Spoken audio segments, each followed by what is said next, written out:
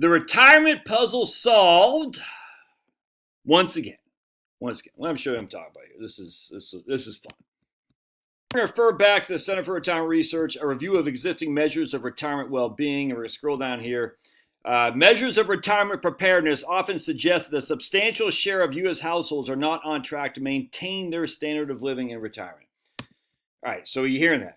Measures of retirement preparedness often suggest that a substantial share of U.S. households are not on track to maintain their standard of living in retirement. So what they're doing is they're saying, while you're working, your standard of living is X, but once you retire, you're not going to be able to meet X because you're not able to maintain your standard of living in retirement. That's putting the cart before the horse here. And the reason being is I'm going to share with you something here. We're going to go over to, hang tight. All right, so we're going to go to this article in the monthly labor review from the BLS. And just the BLS it's a freaking, like, it's like pulling bread out of the oven. You're always like, oh, it's like Christmas, man. You're like, what's it going to look like this time? By the way, my last loaf of bread was huge. It wasn't sourdough. I used 2 teaspoons of yeast, a cup of milk, a cup of water, and 4 cups of all-purpose flour. Man, it came out good. It's very, very soft, very, very moist. I still like sourdough bread better, but it was fantastic. I made it for lunches for my kids today. Ooh, it was good, man. It was big. It was a big piece of bread, man. You lather that with some butter. Oh man, you know what else I did? I was to eat my strawberry shortcake because I'm giving up sweets, i.e., chocolate and candy and ice cream, but I still have some strawberry shortcake, and I use that piece of bread for like the shortcake. Did add about a half a teaspoon of sugar, about 2 tablespoons of salt, 2 tablespoons, something like that. Man, it's so freaking good. It's only 9:09. I can't eat till 11, but at 11 o'clock, I come and gouge on that, scrounge on that. All right, anyway, so we're going to look at this right here. Expenditure patterns of older Americans, 1984 to 1997. My man, this is Jeffrey Paulin. Paulin. Hey, Jeffrey Paulin. We had enough of Paulin around here in the Deep South, okay, old Jeffrey? And what I'm going to show you here is that right here, this is for a lady named Harrison, did some research back in 1990, I think it was, and she said she also found out that those 75 and older spent less for most goods and services than those who are 65 to 74. Okay, I've talked about it a million times in my writing on the YouTube channels and whatnot. But this is, again, why? I cannot stress enough why we should not be so inclined to try to maintain our standard of living in retirement once from pre-retirement, because they're 2 completely different people, essentially. Here we got my man Tom Morley. He found out that regardless of income class, people who are working, people who are not retired, had higher expenditures for most goods and services than non-workers. All right, well, tattoo that in your head because we're going to go over it. Wait, what happened? Right here. And I'm going to show you right here. This is my man, Thomas Morley. Expenditure patterns of the elderly, workers, and non-workers. Again, I don't understand. Like, we have a standard of living pre-retirement that somehow is supposed to go over to post-retirement, and if you don't maintain that standard of living, you're failing in your retirement plan.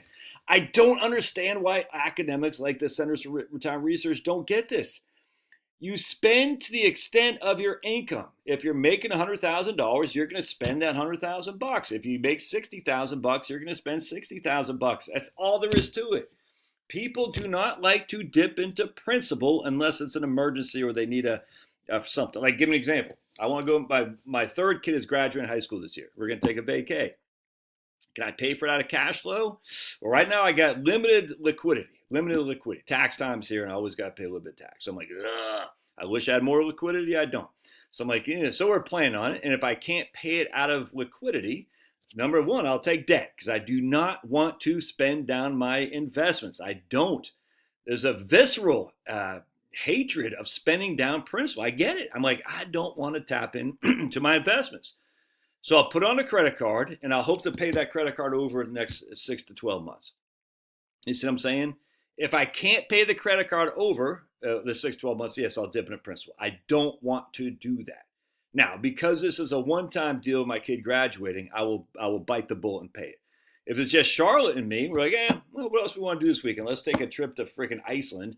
If I don't have the liquidity, And when I say liquidity, does not investment portfolio. I mean cash or the income, guaranteed income, i.e., if I don't have enough clients to say I'm willing to pay you for the next 6 months or so, we're not going to do it. We'll drive up to Chattanooga instead. This is just human nature. People do not want to dip into their principal. Now, they will for one-offs, I get it, but they're not going to do it regularly. So as such, their standard of living that they're used to while they're working is based on they have this annuity called an income stream. It's not an annuity, they can get laid off. Yeah, the vast majority of people don't get laid off, though. You see what I'm saying? And as such, they're accustomed to every 2 weeks, and Thursdays every 2 weeks, the money shows up in your checking account. And you'll spend that money somehow, some way. Yeah, some of that money gets saved, don't get me wrong, but essentially you'll be zeroed out. You have enough credits to cover the debits to cover the credits, be it through savings, be it through expenditures, paying off debt. You have someone knocking the dogs.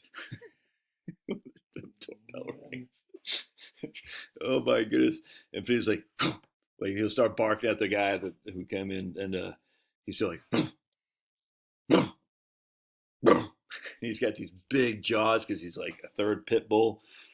He's like, oh my goodness, it cracks me. So I'm trying to beat him to the punch going. So whenever he goes, I'm like, nope. So if you don't have a dog, you're wrong.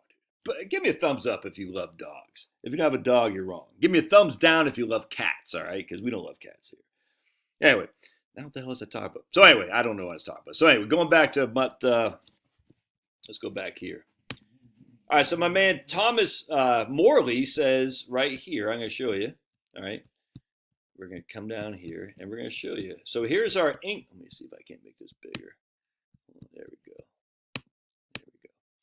All right, so this is from expenditure patterns of the elderly workers and non-workers. Spending patterns of older households differ not only by income, but according to work status.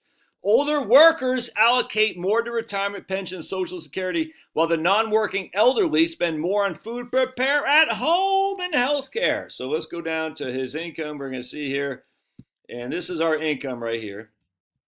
After-tax income. You can see the non-workers. All right, we got non-workers right there, and this is in 1990, but this is published in 1990, but it's from 86 and 87. So you can see they made non-worker people before taxes had $8,300 in income. Working people, and these are people over the age of 62 to 74, all right, had an income of $1,000 more. So that's a significant amount more. What's that? 15%. So working people had income of 15% more in this category than non-working people. All right.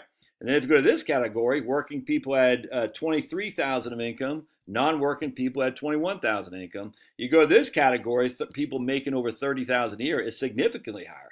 $12,000 more income. That's 24% higher of income.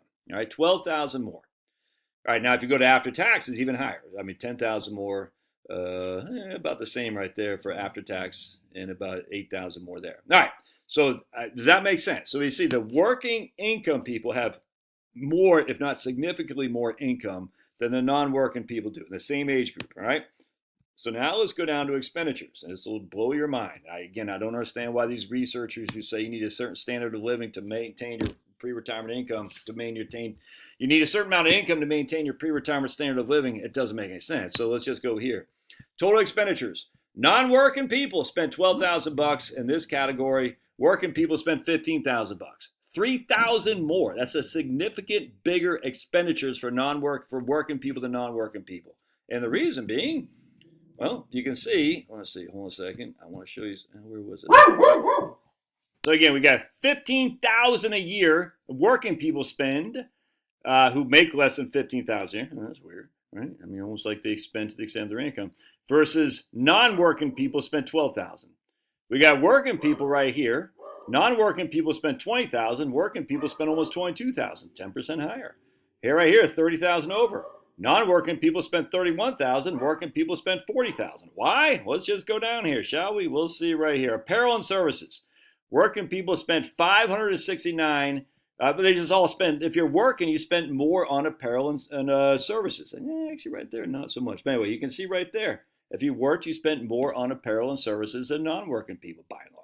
Transportation is the big one. by far a significant higher expenditure for transportation for working people than non-working people.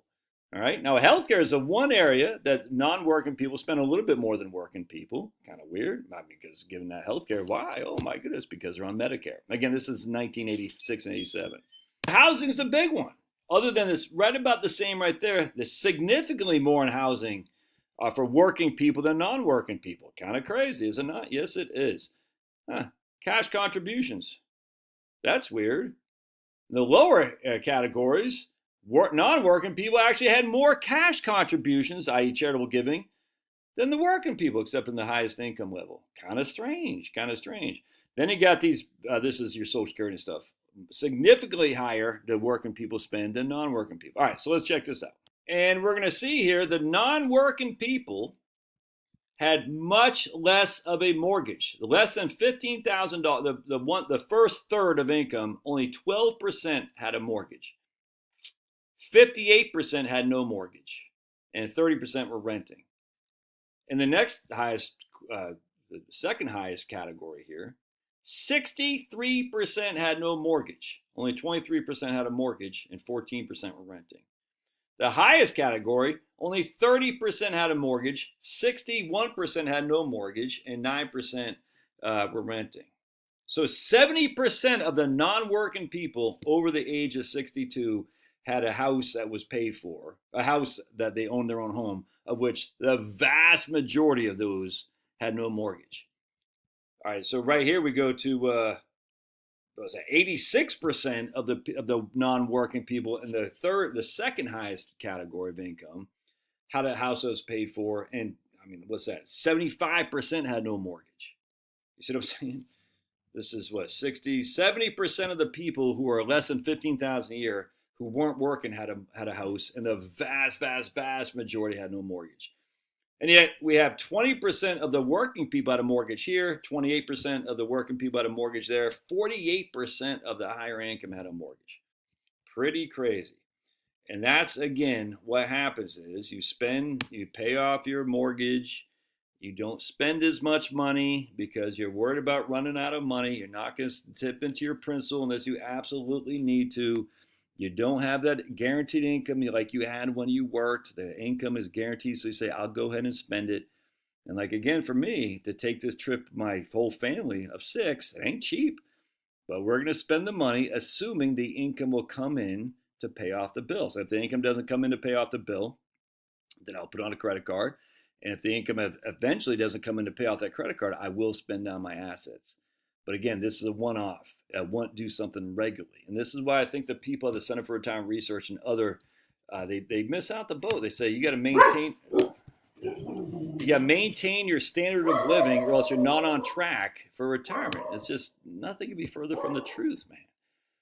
People just don't spend much money if they don't have guaranteed income coming. It's just the nature of humanity. And as such, I think we really need to stop this idea that you need to have a certain standard of living relative to your pre-retirement, post-retirement. You just got to say, what are you going to spend once you retire? And it has nothing to do with your pre-retirement income. It just doesn't. I mean, think about it. If you're making $300,000 pre-retirement, are you really going to spend $300,000 post-retirement? You're just not, man. I mean, some of you will. I got some clients who do because they want to join a golf club. I get all that. The vast majority don't. They just don't. They're saying, yeah, I made $300,000. It's great. I was high tax bracket, all that stuff, but I'm just not going to spend that kind of crap. The scratch. Anyway, retirement issue solved. Love your thoughts. Smash that like button. Again, thumbs up if you love barking dogs, and thumbs down if you love screeching cats. All right. God bless.